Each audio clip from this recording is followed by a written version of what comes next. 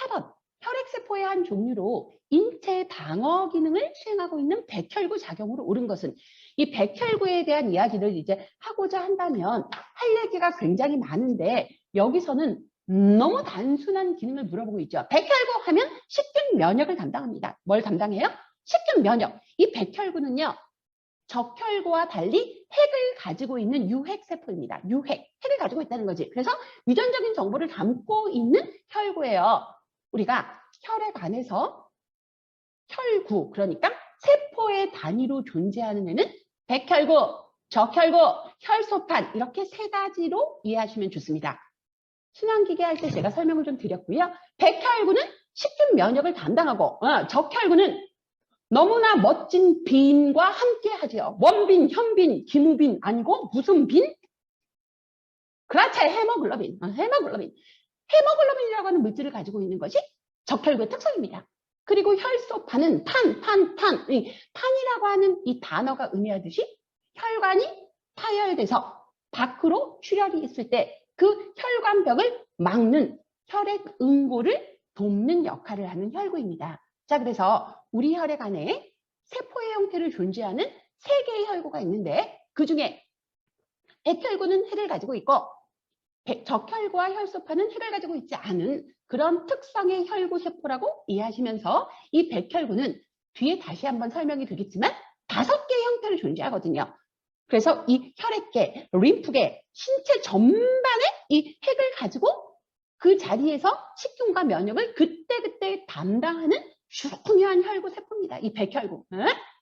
이 백혈구. 그래서 식균 면역이라고 하는 방어 기능을 수행하고 그 다음에 균이 들어올 때 포식작용을 돕는 굉장히 극성맞고 공격적이고 그리고 꾸준히 우리 몸을 안전하게 지킬 수 있는 보안 업체의 기능까지 다 해주는 굉장히 착하고 바람직한 혈구입니다. 누가요? 백혈구가. 그러면 여기 이제 예제에 4번에 나와 있는 산소 운반 작용. 100조의 신체 세포의 생명 유지를 위한 가장 중요한 기체인 이 산소 운반 작용을 해주는 그 헤모글로빈을 포함하고 있는 혈구는 누구입니까? 누구예요? 원빈, 현빈 아니고 헤모글로빈이라고 하는 이 물질을 가지고 있어서 이 헤모글로빈이 산소와 결합해서 신체 모든 세포의 생명 유지를 위한 이 기체를 운반하는 기능을 하는 혈구 누구예요? 그냥 적혈구라고. 적혈구. 그리고 5번에 나와 있는 혈액응고 작용에 적극적으로 이제 관여하는 그 혈구는 누구예요?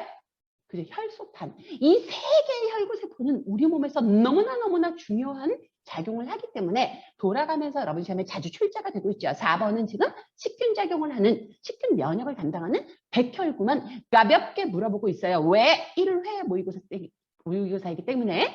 자, 그 다음에 산소 운반 작용을 하는 적혈구, 혈액응고 작용을 하는 혈소판 꼭 기억하시라고 말씀드리면서 다음 문제로 넘어갑니다.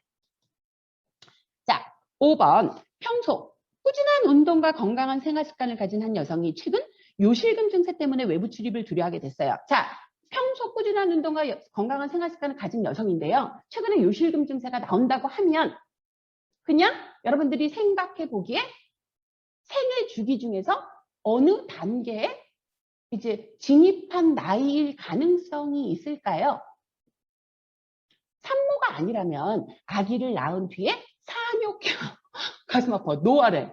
이게 너무 바로 이렇게 확 나이 들게 한다는 것보다는 제 생각에는 갱년기 정도 생각해 주시면 안 될까요? 확 노화보다는 제가 볼 때는 전반적인 신체 기능 중에 생식기 쪽에 생식기 쪽의 근육에 이제 어떻게 되면 수축과 이완 기능이 조금 무너지고 그 주변에 이제 활발하게 움직였던 어떤 근육 대사들이 좀 젊었을 때에 비해서 좀 어려워지는 여성에 있어서 생애 주기 중에 굉장히 큰 변화가 일어난다고 알려져 있는 갱년기가 아닐까라는 의심을 좀 해봅니다. 그래서 이제 이분들 같은 경우는 사실은 본인이 평소에 꾸준한 운동이고 건강한 생활 습관을 가졌기 때문에 이렇게 갑자기 요실금이 왔을 때 굉장히 정서적인 충격이 올 수 있다는 거죠. 요실금은 본인이 원치 않은데 요도괄약근이 이제 벌어지게 되면서 굉장히 많은 양의 소변이 밖으로 노출되는 그러한 상황을 얘기하죠. 이 사람은요, 케겔시 운동 실시하면서 요실금 증세를 좀 조절할 수 있습니다. 그래서 이제 케겔시 운동을 한다는 것은 10초 동안 여성의 경우에는 회음부 근육, 그러니까 이제 질 쪽의 근육을 수축한다라고 하는 느낌으로 10초 동안 수축의 기능을 이렇게 유지하고 10초. 근데 생각보다 이게 굉장히 길더라고요. 하고 다시 10초 동안 천천히 근육을 풀어주는. 그러니까 근육 단련 훈련을 하는 겁니다. 10초. 이거 안 어렵죠?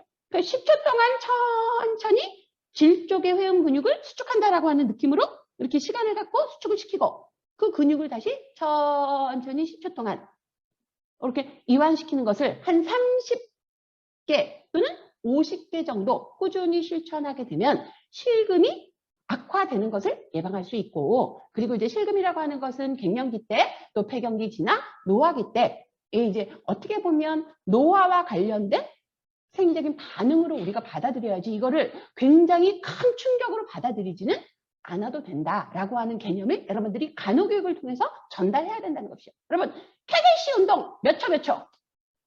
10초. 그러니까 우리 10초를 투자해서 다 같이 심호흡 한번 하고 케겔시 운동 한번 해보도록 하겠습니다. 시작! 하나, 둘, 셋, 넷, 다섯, 여섯, 일곱, 여덟, 아홉, 열!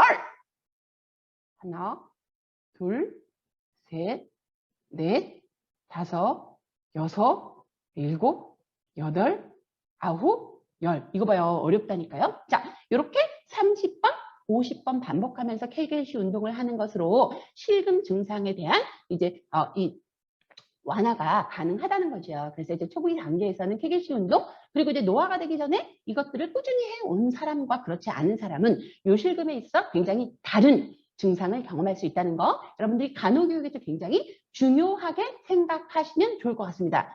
아직도 케겔시 운동이신가 봐요. 이렇게 너무 조용하고 아무 말씀도 없으시고 케겔시 운동 그만 한 번만 해본 거예요. 환자 교육하기 위해서 우리도 이제 한번 이해할 필요가 있어서 10초 기억하시고 30회, 50회 이렇게 이제 증가하는 걸로 여러분들이 환자 교육에 이제 참고하시면 좋을 것 같아요. 자, 의약품을 기대와 균등하게 혼합해서 일정한 모양으로 만들어서 질이나 항문 나오면 어떻게 한다? 그죠? 좌약이라고 부르는 약재인 거죠. 그래서 이제 균등하게 혼합해서 직접 넣어서 빠르게 흡수해서 즉각적인 작용을 도모하기 위해서 만드는 약을 좌약이라고 한다는 거. 자, 그 다음에 7번. 초산모인 A씨는 일주일 전 3kg인 신생아를 출산했대요. 이제 몸무게가 굉장히 이제 정상으로 판단되어집니다. 모유수유를 잘하고 건강에 아무 이상이 없는데 일주일 전에 얘를 정상 분만했다면 아이랑 엄마는 이미 태어난 상태입니다.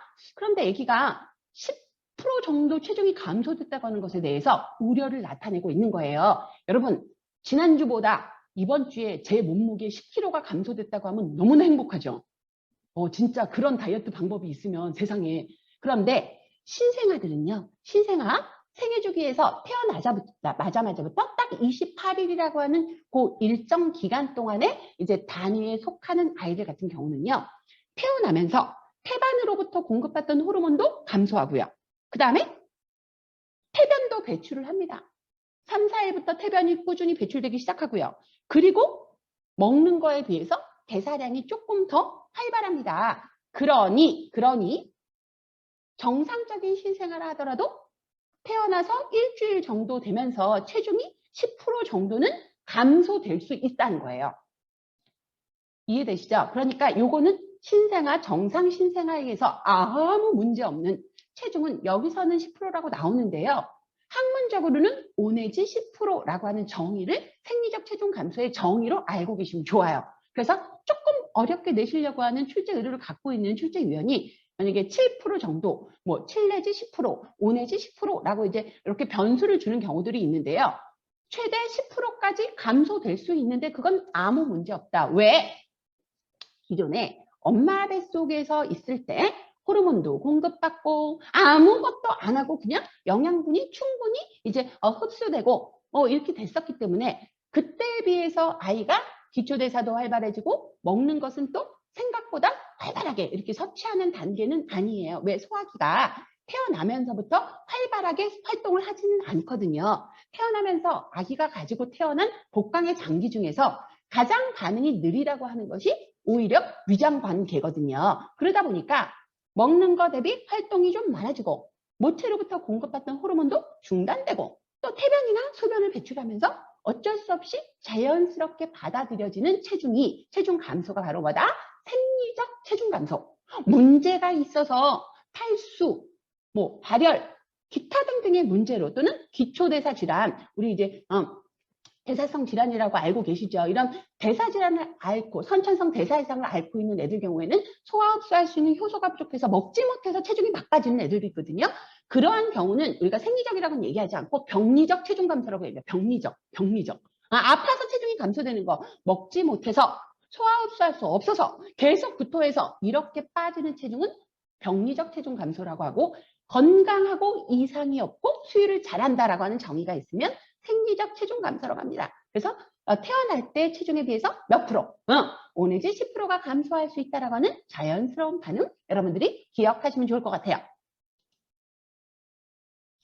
자, 그 다음에 신생아실에서 수유 중에 심하게 토하는 경우 우리가 그 현장에서 해야 될 즉각적인 간호처치 무엇이냐?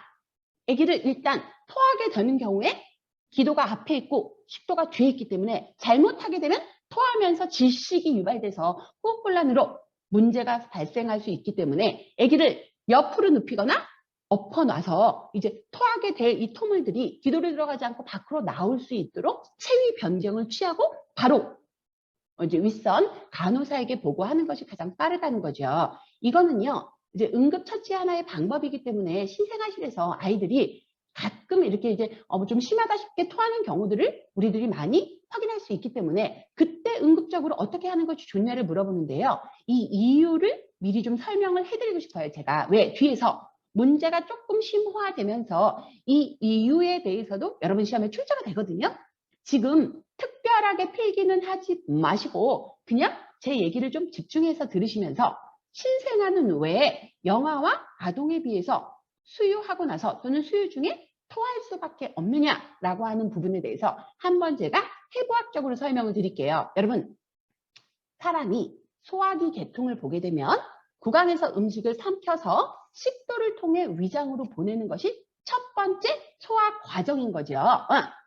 구강에서 음식을 삼켜서 삼키는 반응을 우리가 뭐라고 불러요? 연하라고 하죠.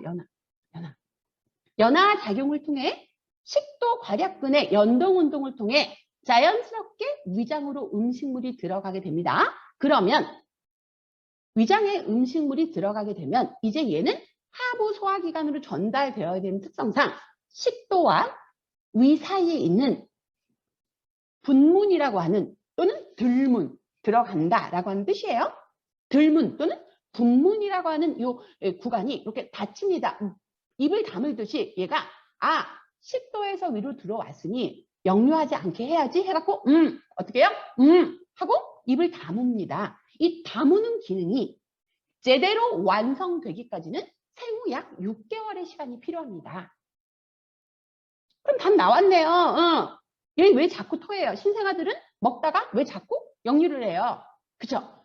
분문이라고 하는 괄약근의 기능이 6개월이나 돼야 완성되어서 닫히기 때문에 그때까지는 약간 느슨하게 이제 구성이 되어 있는 분문의 특성상 위장의 압력이 높게 되면 누워있는 상황에서는 위에 있는 모유가 식도를 통해서 역류될 수도 있는 생리적인 현상을 신생아들이 겪고 있는 거예요. 그렇기 때문에 애들은 수유하고 나서 상체가 조금 높게 이렇게 이제 위치에 있어야 되는 거거든요.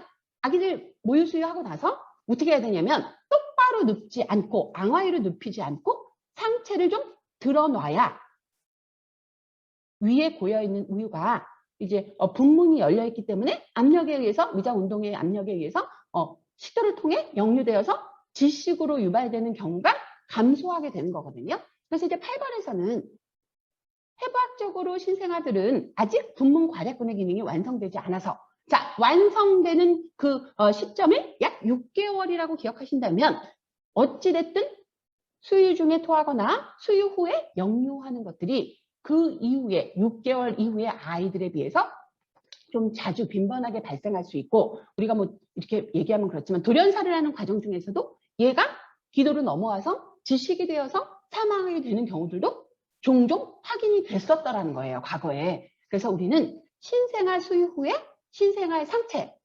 상체를 조금 높여놓는 걸로 이렇게 이제 체위를 설정해줘서 최대한 역류를 예방해야 된다는 거죠. 그래서 이제 그런 문제가 뒤에서도 국가고시에서 출제되었던 것들을 여러분들이 이제 나중에 문제 푸시면서 확인하실 수 있어요. 여기 8번에서는 간단하게 물어보긴 했는데 그런 해부학적인 이유들을 여러분이 같이 기억하는 걸로 그렇게 이해하시면 좋을 것 같아요. 자, 다음